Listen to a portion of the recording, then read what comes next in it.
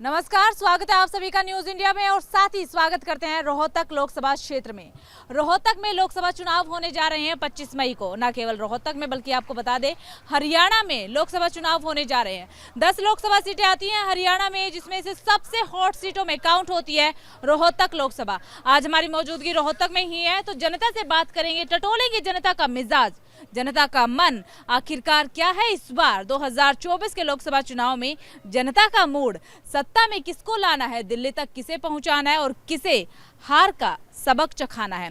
लेकिन उससे पहले, जनता के बीच पहुंचने से पहले आपको बता दें कि बीजेपी की तरफ से यहां पर अरविंद शर्मा को कैंडिडेट उतारा गया है। मौजूदा सांसद भी है अरविंद शर्मा और इस बार फिर से बीजेपी ने अरविंद शर्मा पर ही भरोसा जताया है। दूसरी तरफ अगर कांग्रेस पार्टी का जिक्र किया जाए तो कांग्रेस पार्टी की तरफ से दीपेंद्र हुड्डा को चुनावी मैदान में उतारा गया है और काफी सोच, काफी मंथन, काफी विचार के बाद दीपेंद्र हुड्डा को इस सीट पर उतारा गया है। दरअसल दीपेंद्र हुड्डा राज्यसभा सांसद भी है, इसीलिए काफी ज्यादा सोचना पड़ा है कांग्रेस पार्टी को कि दीपेंद्र हुड्डा को उतारा जाए या ना उतारा जाए।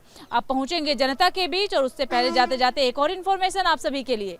हुड्डा परिवार का गढ़ भी कहा जाता है रोहतक, तो दीपेंद्र हुड्डा के लिए ये चुनाव बेहद ही ज्यादा खास है, क्योंकि 2019 में दीपेंद्र हुड्डा को हार का सामना करना पड़ा था और अब दीपेंद्र हुड्डा नहीं चाहेंगे कि एक बार फिर से उन्हें हार का सामना करना पड़े, इसलिए दीपेंद्र हुड्डा जोरों शोरों से चुनाव प्रचार कर रहे हैं। दूसरी तरफ अरविंद शर्मा भी कोई कोर कसर नहीं छोड़ रहे हैं जीत हासिल करने के लिए। लेकिन 4 जून का इंतजार करना बाकी है। 4 जून को किसके सिर ताज सजेगा और किसको हार देखने को मिलेगी, ये 4 जून को स्पष्ट हो जाएगा। तो चलिए बिना देरी के साथ चलते हैं जनता के बीच और जानते हैं जनता के मन का क्या है हाल। ताऊ राम राम, क्या है इस बार जनता का मूड? जनता का मूड पूरा कांग्रेस को है। कांग्रेस को है। अरविंद शर्मा ने काम नहीं किए? अरविंद शर्मा तो आज तक गांव में आया भी नहीं है, काम तो बहुत दूर की बात है। इसलिए जो है ना, कांग्रेस का दीपेंद्र को, रोहतक लोकसभा का दीपेंद्र का उम्मीदवार को 2.5 लाख कम से कम वोटों से जिताएगी जनता। पिछली बार तो 4 लाख के अंतर से शायद अरविंद शर्मा जीत गए थे। बस वो जीत गए थे उस टाइम, लेकिन अब की बार लोगों में बहुत उत्साह है कि उसके काम जो हो रहे थे ना दीपेंद्र के, जो उसकी सरकार में जो काम हुए 1% भी नहीं करे इनने तो, बीजेपी सरकार ने तो रोहतक में तो बिल्कुल नहीं करे। तो इस वजह से लोगों को उत्साह है कि बार 2.5 लाख कम से कम जीत बनानी, लीड देंगे उसको जीत की। कौन से मुद्दे ऐसे रहने वाले हैं जब वोट डालने 25 तारीख को जाएंगे तो मुद्दे ध्यान में रख के कि हमारे गांव में ये विकास होना चाहिए, हमारे क्षेत्र में ये विकास होना चाहिए? हमारे क्षेत्र में ही विकास हुआ ना हुआ था तो कांग्रेस के टेम्पो हुआ था, या तो नरी झूठी पार्टी से ये कहते बोले बूढ़े पेंशन आप बन जाए, मेरी लगना बन ली है, उम्र मेरी होली 61 साल। बीजेपी तो बोल रही है कि पेंशन तो खूब दी जा रही है, फिर मैंने इतना मिल रही 61 साल उम्र होली, मेरे सारे कागजा में 61 साल उम्र से। फिर हम इसे झूठे आदमी गल क्यों होवांगे जो झूठी बात करें। हुड्डा के राज में हुए थे काम? हाँ, हुड्डा राज में काम हुए थे। क्या क्या काम हुए थे? सारे काम हुए थे। हर गाँव में ITI बनी, चौपाटी बनी, 4-5 गाँव में चौपाटी बनी, पार्क बनया, स्टेडियम बनया, पानी खातर डिग्गी बनी, काम खूब हुए चकमा। आपका क्या मन बना है इस बार? जो ये बोल रहे हैं कांग्रेस पार्टी? कांग्रेस पार्टी। नाराजगी क्यों है बीजेपी से? नहीं, नाराजगी तो किसी से भी नहीं है, पर इनने काम नहीं कराया है, उनने काम कराया है। जैसे दीपेंद्र ने काम कराया से रोहतक में, जज्जर में। ये अरविंद शर्मा बन के गया है, 5 साल में आया भी नहीं यहाँ पे, गांव में बढ़ा भी नहीं है भाई, किसी का दुख है सुख है उसमें किसी के पास आया नहीं है आज तक भी, खाली वोट लेके चला गया। तो आगे कौन वोट देगा इनको?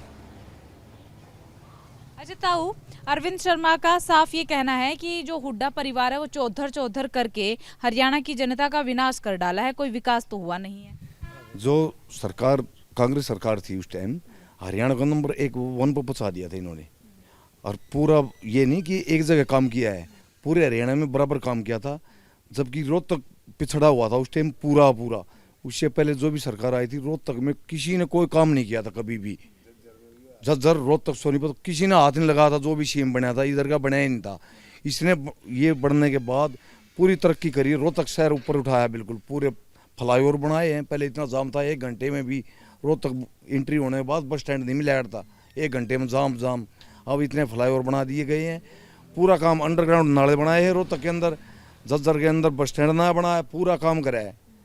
हुड्डा सरकार ने जितना काम कराया, बीजेपी सरकार ने तो एक ईंट पत्थर भी नहीं लगाया। बीजेपी सरकार ने तो एक अग्निवीर योजना चला दी है, 4 साल में बच्चा भविष्य खराब करने का काम कर दिया। ठीक है, ठेके भी दे दिया, ये कौशल रोजगार निगम बना दिया, किसी बच्चे को सरकारी नौकरी नहीं दे रहे, पानी की व्यवस्था नहीं है, गंदे पानी की व्यवस्था निकालने की नहीं है, गाँव में तो बुरी हालत हो रही है, न कोई काम किया है कभी भी। अरविंद शर्मा पहली बार अब वोट मांगने के लिए पूरे गांव में एक बार आया, शक्ल दिखाने के लिए, कोई काम नहीं किया कभी भी। मैडम अपने अपने विचार हैं, हमने तो दीपेंद्र हुड्डा से वो है, मुद्दे अलग अलग हैं, पार्टी किसी को कोई कुछ ठीक लगता है, कोई किसी को ठीक लगता है, सबकी अपनी अलग अलग विचारधारा है। आपको कांग्रेस पार्टी सही लगती है? हमको दीपेंद्र ठीक लगता है जी। कांग्रेस पार्टी सही नहीं लगती, सिर्फ दीपेंद्र सही लगता है, दीपेंद्र की वजह? बस जी अपने सामाजिक काम, इसके कारण अच्छा लड़का है, सबसे मिलकर रहता है, यही कारण है। फिलहाल यहाँ पर आपको बता दें कि अरविंद शर्मा मौजूदा सांसद है और बीजेपी ने एक बार फिर से अरविंद शर्मा पर ही भरोसा जताया है। बीजेपी के कैंडिडेट भी है और कांग्रेस पार्टी की तरफ से दीपेंद्र हुड्डा को चुनावी मैदान में उतारा गया है। रोहतक में जो इस बार का मुकाबला है वो काफी दिलचस्प हो चला है, टक्कर बेहद ही ज्यादा यहाँ पर देखने को मिलेगी। हर बार हुड्डा का गढ़ भी कहा जाता है, हर बार का क्या कहा जाए, हर बार की तरह हुड्डा ही यहाँ पर जीत हासिल करते हुए आए हैं, लेकिन 2019 में दीपेंद्र हुड्डा को हार का सामना करना पड़ा था। दीपेंद्र हुड्डा यहाँ पर पसंद है लोगों को, आपको क्या लगता है मुद्दे क्या हैं इस बार की? मैडम मुद्दे तो क्या है, ये मोदी लहर है तो मोदी लहर, मोदी जी ने काम अच्छे किए हैं तो लोगों का मोदी के ऊपर विश्वास है, ना कि बीजेपी के ऊपर है। मेन मुद्दे मोदी जी से ही हैं, और जो जैसे मोदी जी ने काम किया लोग और कुछ नहीं देखते, कैंडिडेट नहीं देखते, बस मोदी जी के ऊपर ही सपोर्ट और वोट कर रहे हैं। इसकी कोई वजह जान सकते हैं? देखिए ना सिर्फ रोहतक में, रोहतक से पहले हम पूरे हरियाणा में घूमते हुए आए हैं, वहां पर जितने भी लोगों से बात की वो सिर्फ जो बीजेपी के समर्थन में मिलते हैं वो सिर्फ मोदी के फेस पर ही वोट डालते हैं। आपका लोकल जो लोग हैं, आपका लोकल जो सांसद आपके क्षेत्र के लिए जो विकास करे, आप उसके चेहरे को ना देखते हुए मोदी के चेहरे पर वोट क्यों कर रहे हैं? देखिए मैडम, ये क्या है कि एक तो धर्म की राजनीति है, तो जो पॉलिटिकल पार्टी कोई भी अगर हमारे धर्म को सपोर्ट करेगी तो हम तो उसको सपोर्ट करेंगे। उससे पहले फिर देश वाली बात आ जाती है, तो देश के लिए मोदी जी ने काम किए हैं, 370 वगैरह जो भी आपको पता ही है उन सब का, तो वो मुद्दे हैं, वो देश के हित में है, तो और इंटरनेशनल लेवल पर भी अपनी देश की छवि अच्छी हुई है, तो इसलिए मोदी जी को सपोर्ट करते हैं। देश का विकास हुआ है, इंटरनेशनल लेवल पर पीएम नरेंद्र मोदी ने तमाम काम किए, रोहतक के लिए क्या कुछ किया है? रोहतक के लिए कुछ ना किया। क्या किया रोहतक के लिए? अगर रोहतक के लिए कुछ नहीं हुआ है तो इस बार क्या जनता सत्ता परिवर्तन का मन बना चुकी है? हाँ, हमारा रविंद्र सांगवान जी हैं, अच्छा लड़का है, समाज सेविक है और अच्छे विचार हैं। अब दुष्यंत चौटाला जी हैं जेजेपी से, और रविंद्र सांगवान को वोट देंगे हम तो। विचार अच्छे हैं, जेजेपी के समर्थन में आप हैं। 4.5 साल तक तो जेजेपी और बीजेपी एक साथ थी, अब गठबंधन टूट गया है, तो क्या विकास हुआ है 4.5 साल में? ये तो होता रहता है, टूटा टाटी क्या है, ये तो कोई किसी की तरफ चले जाता है, वो नहीं जाता तो ये तो मोदी बीजेपी तो आनी ही थी, नहीं जाते तो जब भी आनी थी ये तो इसलिए वो चला गया। तानाशाही नहीं हुई, मिलजुल कर इन्होंने अच्छे काम किए हैं दुष्यंत जी ने। रोहतक में क्या कुछ विकास हुआ है, आपको क्या लगता है क्या विकास हुआ है रोहतक में इन 5 सालों में? और अब जब आप 25 तारीख को वोट डालने जाएंगे तो कौन से मुद्दे रहने वाले हैं जहन में? मेन मुद्दा यही रहेगा जी, जैसे कांग्रेस की तरफ से हैं दीपेंद्र हुड्डा जी, तो लोगों के जहन में उनकी एक जो छवि है उसको देखते हुए, और जो पीछे जब उनकी सरकार रही, जब उन्होंने जो कार्य किए, तो इस बार की तुलना में रोहतक के लिए उन्होंने पहले ज़्यादा कार्य किए हैं, चाहे वो नौकरी पेशे की बात है, चाहे एक सामाजिक मुद्दों की बात है, और उसके साथ साथ एक अच्छे आचरण की बात है, तो पोलाइट नेचर है, तो लोगों की भावनाएं अब की बार उनके साथ हैं, तो मैं अपना वोट दीपेंद्र हुड्डा जी को देना चाहूँगा। अरविंद शर्मा ने क्या कुछ किया है? अरविंद शर्मा ने तो यहाँ पे जैसे एमपी बनने के बाद ना, मेरे ख्याल से कोई गांव होगा जहाँ वो गए होंगे तो ना वो लोगों के टच में थे, ना लोगों के प्रति मतलब ये भाव पैदा करवा पाए। जैसे दीपेंद्र हुड्डा की एक इमेज जो बनी हुई है लोगों में, अगर भाई उसके पास जाते हैं तो वो काम करते हैं, और जैसे पहले भी सरकार रही है उनके पास गए हैं, टच में रहे हैं, तो उन्होंने काम किया है। तो लोगों का रुझान अब की बार दीपेंद्र हुड्डा की तरफ ही ज़्यादा नज़र आ रहा है। सही बोल रहे हैं, अरविंद शर्मा ने कुछ काम किया है रोहतक के लिए? नहीं किया है, टच में है जनता से। रोहतक में अरविंद शर्मा ने मैडम कोई काम नहीं किया।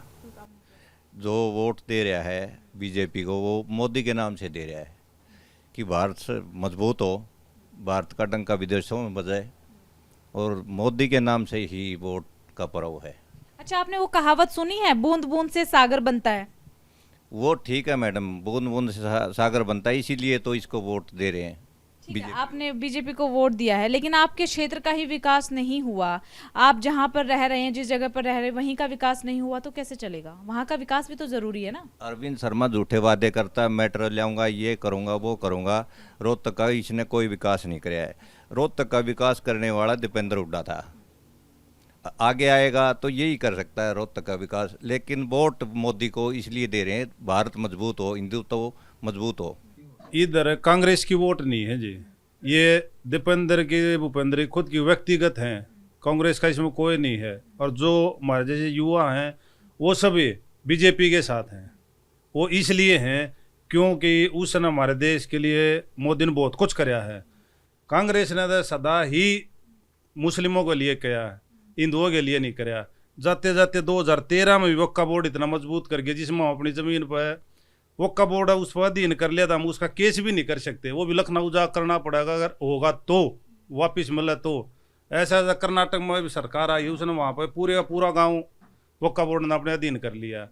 कांग्रेस तो शुरू से ही भ्रष्ट रही है, कांग्रेस का कोई महत्व नहीं है। अगर बीजेपी का अस्तित्व है तो इसके मोदी के कारण ही है। दीपेंद्र हुड्डा ने अगर अच्छा काम किया है रोहतक के लिए, जैसा कि यहाँ पर बात करके सबसे यही लगा कि दीपेंद्र हुड्डा ने अच्छा काम किया, फिर 2019 में क्यों हार गए थे? ऐसा क्या हुआ कि 2019 में जो उन्हें हार का सामना करना पड़ा? मोदी लहर दीजिए, उसके कारण ये हार गया कि जो इंडिया लेवल के जो फैसले थे वो कम उसमें नहीं लिए जाते थे, वो ज़्यादा। उसके कारण जो युवा थे, जो पढ़े लिखे इंसान थे, पहले थे भेड़ चाल होया करती, गांव का एक ठोड़ेदार होया करता, वो सारे की वोट वो करवा दिया करता।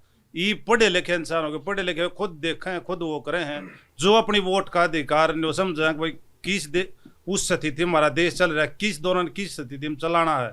इसलिए मोदी हमारे देश को इतनी ऊंचाई में ले जाने लग रहा है इन कामों की वजह से। जो युवा हैं, पढ़े लिखे हैं, जो माता बहनें, वो वोट इसलिए डाल रहे हैं मोदी जी को। अब उसने इतने अच्छे काम करे, धारा 370 हटाई, इसका ये नहीं पता था। जब हमारे भाई जागते कि गोली मार दिया करते, बाण बेटी उन्हें उठा लिया करते, ये नहीं पता था।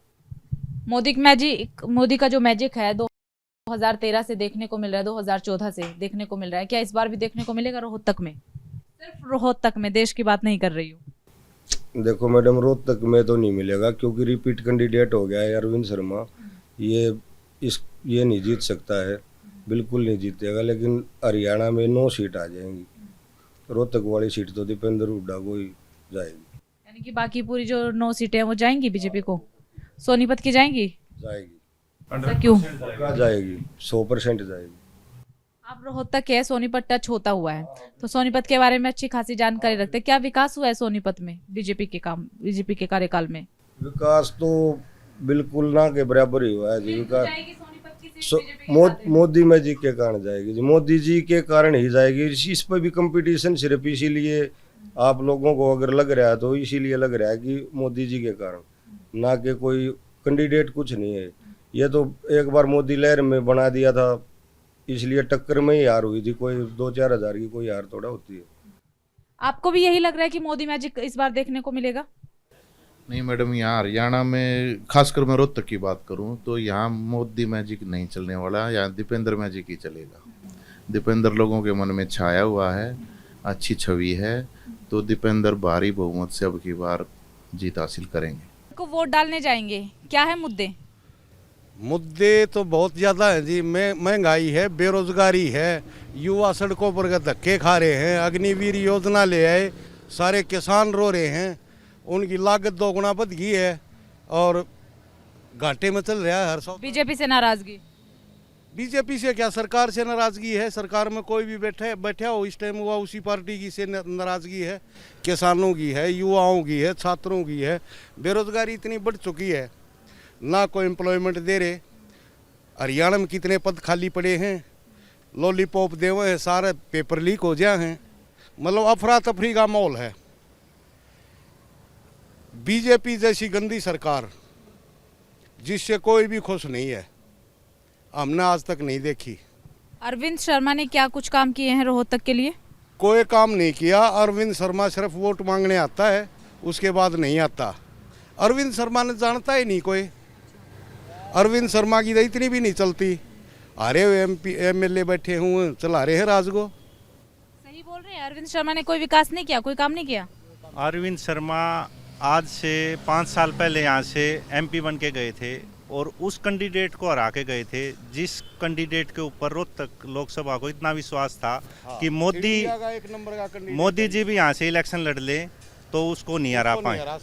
लेकिन लोगों की उम्मीदों पर अरविंद शर्मा खरे नहीं उतरे। वो 5 साल जनता के बीच में आए नहीं। उन्होंने जो अपनी MP की जो सुविधाएं थी वो भोगी हैं और कुछ नहीं किया। इस बार क्या जब जाएंगे वोट डालने, क्या रहने वाला दिमाग में? हमारी एक ही सोच है, इस लोकसभा से दीपेंद्र हुड्डा अच्छे मतों से जीते। क्योंकि दीपेंद्र ने इस रोहतक को आप देखोगे विकास के, जहां हम बैठे हैं यहाँ एक जंगल था, ये सब विकास भूपेंद्र हुड्डा जी के राज में और दीपेंद्र के दिशा निर्देश से हुआ है। तो हम विकास के लिए अपने अच्छे सांसद को सुने। भैया अभी अभी आए हैं, कहाँ से आए हैं भैया? मैं बेसिकली जसिया गांव से रहने वाला हूँ। अच्छा, क्या किया अरविंद शर्मा ने, क्या काम किए?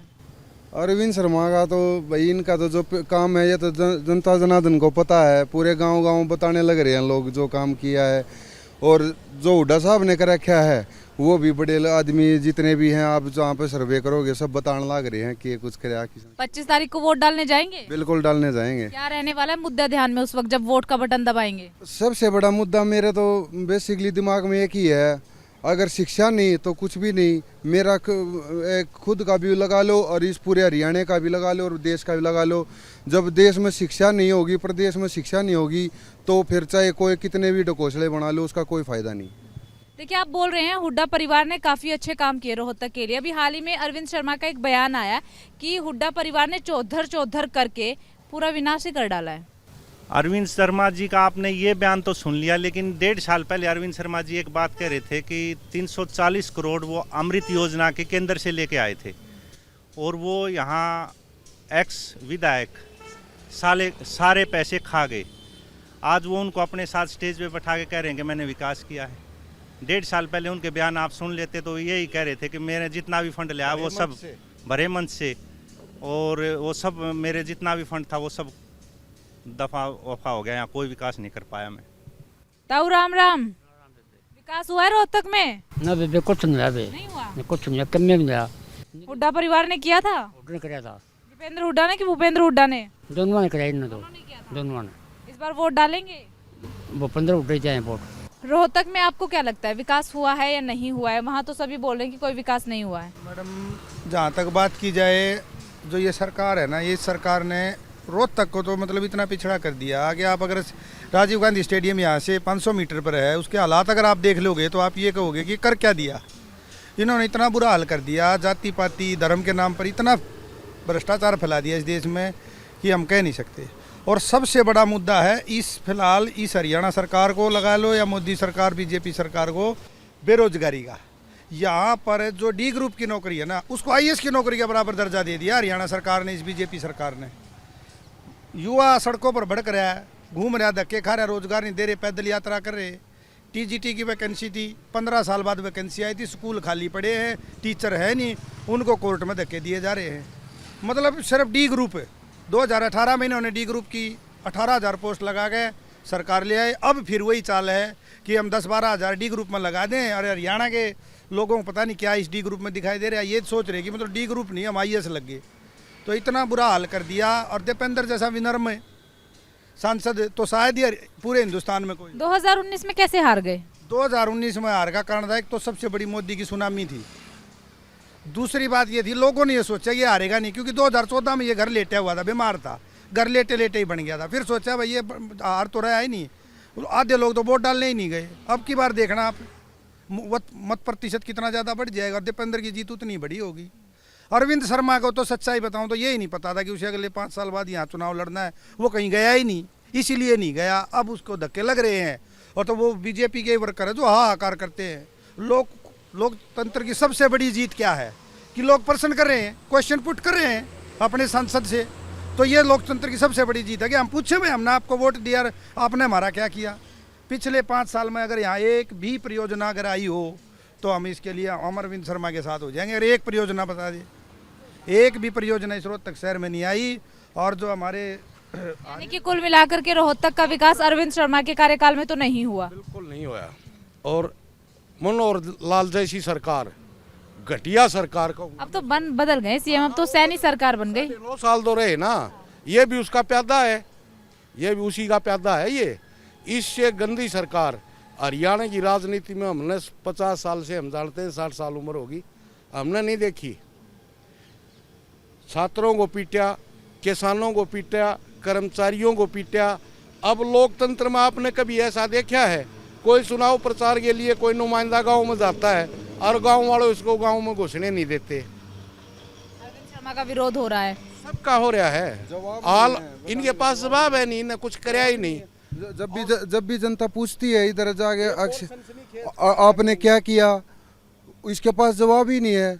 जो ग्रांट आई वो ग्रांट भी उल्टी भेज दी। दूसरी बात शिक्षा के प्रति और कुछ समय पहले अरविंद शर्मा का आप पुरानी वीडियो उठा के देखो, उसने खुद ये कहा था कि हरियाणा के सीएम जब तक मनोहर लाल खट्टर थे कि ये रोहतक को शहर को तोड़ने की बात हो रही है, जातिवाद की बात हो रही है, पर और जमीन को लेके बयान था, आप उसको भी देख सकते हो। और दूसरी बात, अगर पीएम ये बात है किसी ने कही थी, अब भाई खट्टर ब्याह किसी का, ब्याह अरविंद शर्मा का, फोटो मोदी की है, ऐसा काम हो रहा है कि भाई मतलब वो चीज़ हम भी इस चीज़ ना माना करते मोदी कुछ करेगा, कुछ चेंज करेगा। ना तो शहीदों को शहीद का दर्जा दिया, ना गौ माता को राष्ट्र माता का दर्जा दिया।